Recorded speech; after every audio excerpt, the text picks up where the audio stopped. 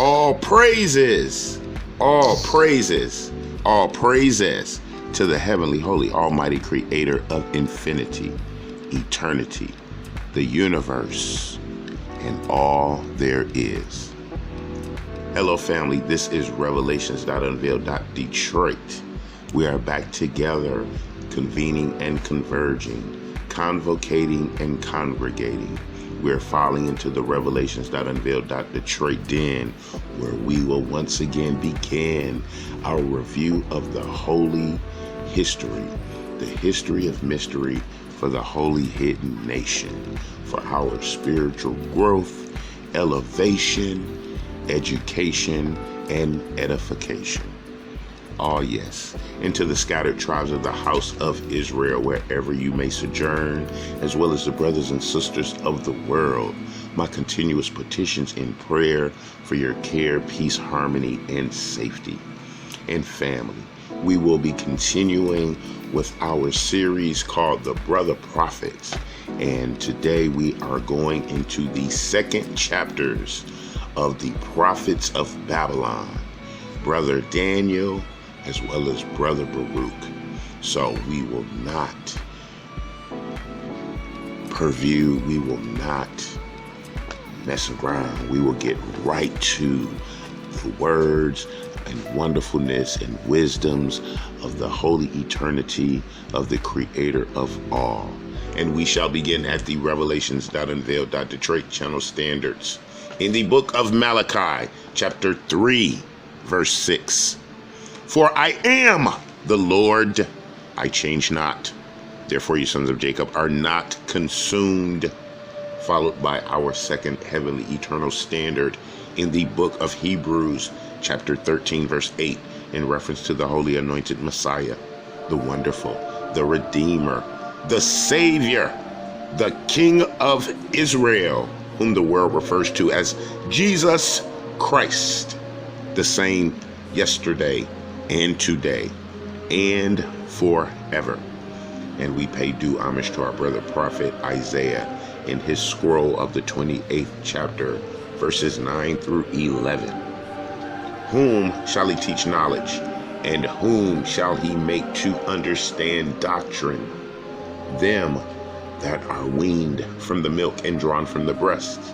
For precept must be upon precept, precept upon precept, line upon line, line upon line, here a little and there a little.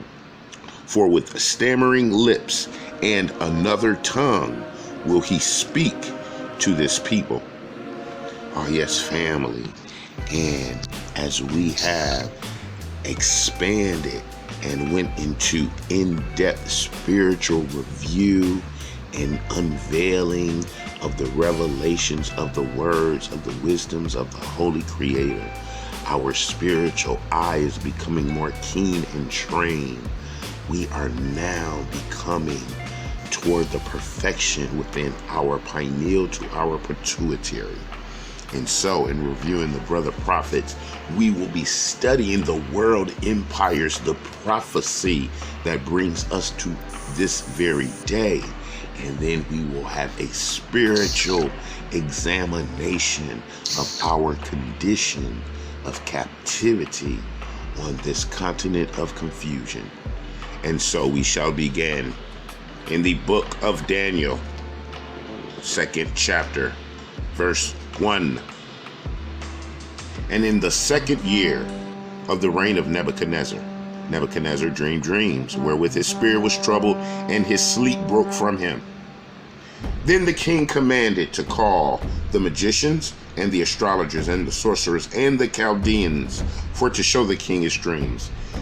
So they came and stood before the king. And the king said unto them, I have dreamed a dream, and my spirit was troubled to know the dream. Then spoke the Chaldeans to the king of Syriac, O king, live forever. Tell your servants the dream, and we will show you the interpretation. The king answered and said to the Chaldeans, The thing is gone from me. The king answered and said to the Chaldeans, This thing has gone from me. If you will not make known unto me the dream with the interpretation thereof, you shall be cut in pieces, and your houses shall be made a dunghill.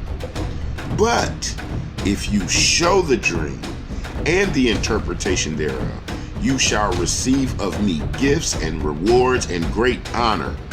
Therefore, show me the dream and the interpretation thereof. So wow, family, the king just put it right to the magicians and the sorcerers. He said, tell me the dream which he himself had forgotten, or they would be massacred, or make the interpretation known to him, and they would receive great rewards.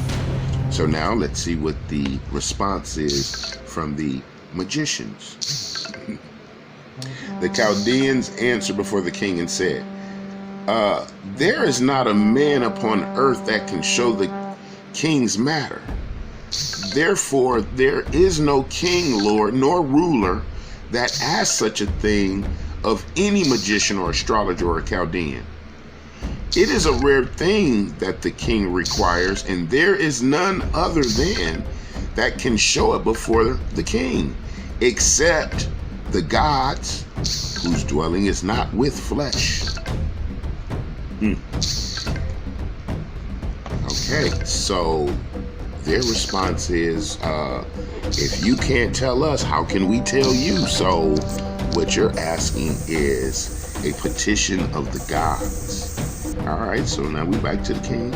Okay. For this cause the king was angry and very furious, and commanded to destroy all the wise men of Babylon. And the decree went forth that the wise men should be slain, and they sought Daniel and his fellows to be slain. Verse 14. Then Daniel answered with counsel and wisdom to Arioch, the captain of the king's guard, which was gone forth to slay the wise men of Babylon. He answered and said to Arioch, the king's captain, why is the decree so hasty from the king? Then Arioch made the thing known to Daniel. Then Daniel went in and desired of the king that he would give him time, that he would show the king the interpretation.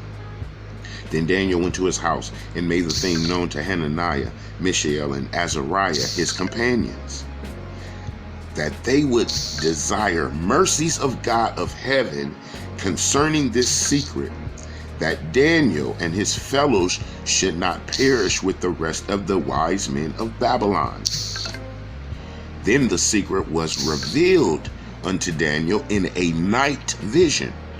All right, y'all. So brother Daniel has went in and halted the king's massacre of the wise men of Babylon.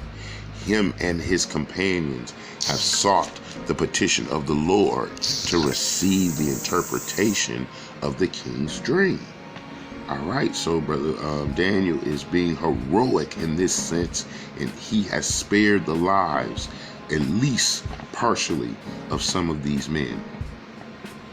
Daniel answered and said, blessed be the name of God forever and ever, for wisdom and might are his. He changes the times and the seasons.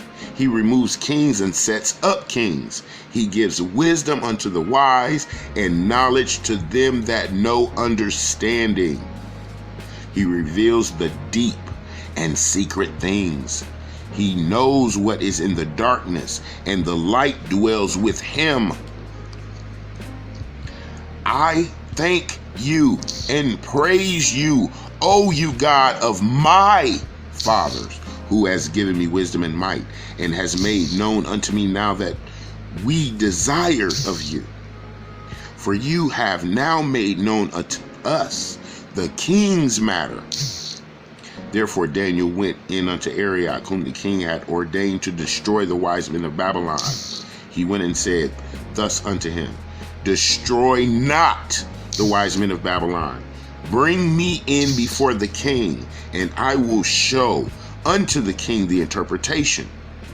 Then Arioch brought in Daniel before the king in haste, and said thus unto him, I have found a man of the captives of Judah that will make known unto the king the interpretation. All right, so family, we know Daniel is of the tribe of Judah. He is now before the council of the king. So we shall now find out what is the prophecy that was given to brother Daniel in his captivity in Babylon that extends to us to this very day. Daniel answered in the presence of the king and said, the secret which the king has demanded cannot the wise men, the astrologers, the magicians, the soothsayers show to the king. But there is a God in heaven that reveals secrets and makes known to the king Nebuchadnezzar what shall be in the latter days. Your dream and the visions of your head upon your bed are these. Verse 29. As for you, O king, your thoughts came into your mind upon your bed, what should come to pass hereafter? And he that reveals secrets makes known to you what shall come to pass. But as for me, this secret is not revealed to me for any wisdom that I have more than any living, but for their sakes that shall make known the interpretation to the king, and that you might know the thoughts of your heart. You, O king, saw, and behold, a great image. This great image, whose brightness was excellent, stood before you, and the form thereof was terrible. The image's head was of fine gold, his breast and his arms of silver, his belly and his thighs of brass, his legs of iron, his feet part of iron and part of clay. You saw till a stone was cut out without hands, which smote the image upon his feet that were of iron and clay, and broke them into pieces. Then was the iron, the clay, the brass, the silver, and the gold broken to pieces together, and became like the shaft of the summer threshing floors. And the wind carried them away, that no place was found for them.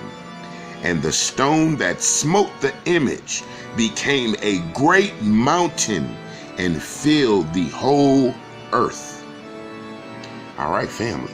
So Brother Daniel has revealed to the king his dream, his image, the qualities of that image, and what would befall that image in the latter days.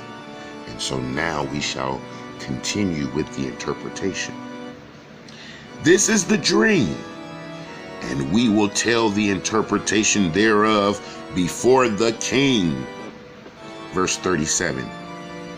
You, O king, are a king of kings, for the God of heaven has given you a kingdom, power, and strength, and glory.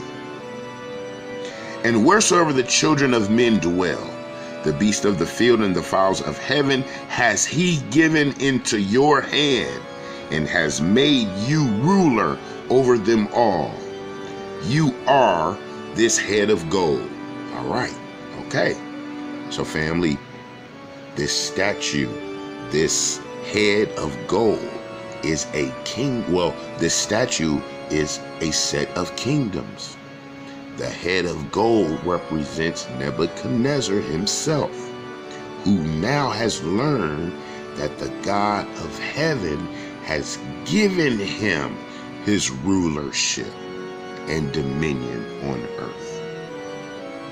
And we continue. And after these, and after you, O king, shall arise another kingdom inferior to you, and another third kingdom of brass, which shall bear rule all over the earth. And the fourth kingdom shall be strong as iron, for as much as iron breaks in pieces and subdues all things, and as iron that breaks all these, shall it break in pieces and bruise. And whereas you saw the feet and toes, part of potter's clay and part of iron, the kingdom shall be divided, but there shall be in it of the strength of iron, for as much as you saw the iron mixed with miry clay. So now family is breaking down the kingdoms, and as each kingdom succeeds the former, it becomes weaker and weaker. But now he is speaking of the kingdom of iron mixed with clay, which represents the 10 toes. Verse 42, and as the toes of the feet were part of iron and part of clay, so the kingdom shall be partly strong and partly broken. And whereas you saw iron mixed with miry clay, they shall mingle themselves with the seed of men, but they shall not cleave one to another, even as iron is not mixed with miry clay. All right, so there's more description of this last kingdom of the latter days, the symbology of 10 toes, which represents 10 nations, which has the strength of iron, but is mixed with miry clay. And there was an interesting verse in there. We shall read it again.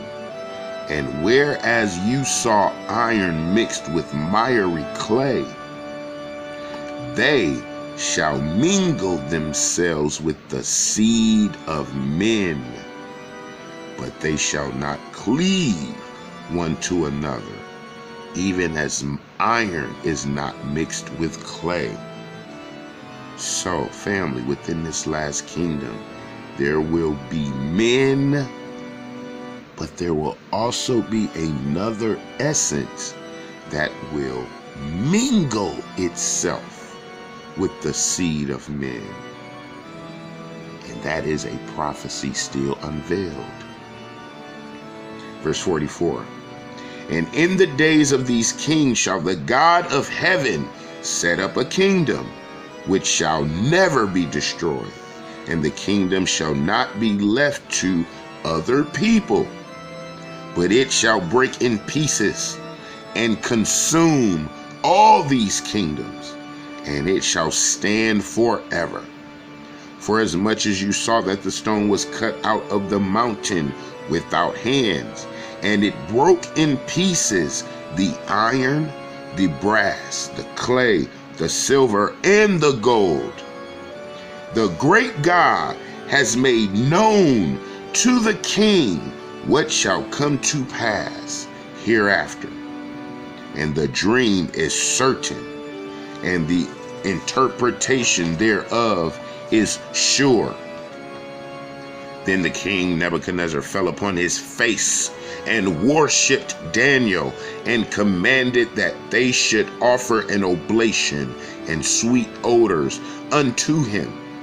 The king answered unto Daniel and said, of a truth it is that your God is a God of gods, and a Lord of kings, and a revealer of secrets, seeing you could reveal this secret.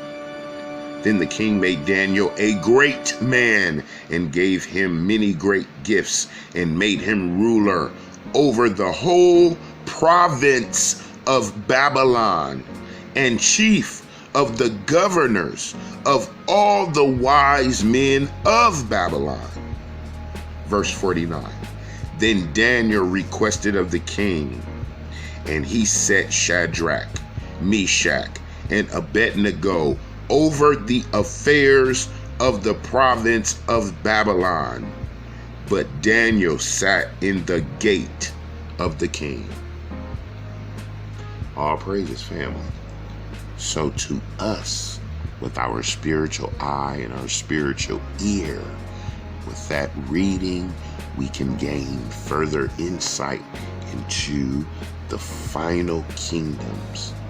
We know that Daniel's prophecy at this time represents the world empires of Babylon, Medo-Persia, Greece, and Rome. And the 10 toes represent the revived Roman Empire. So we shall see with our spiritual eye, and we shall listen for whatever it is that shall mingle itself with the seed of men in this final empire.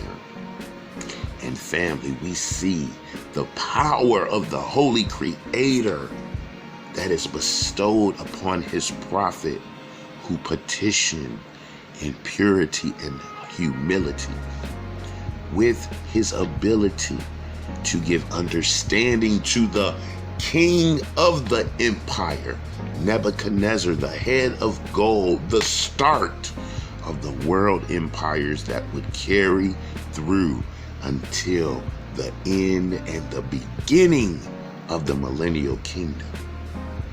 The king himself was so impressed, he gave praise to the power of Daniel. He made Daniel a governor over the whole province and all of the wise men of Babylon. And brother Daniel set up his companions, his brothers, his tribesmen of the house of Judah as well, to administrate the business of have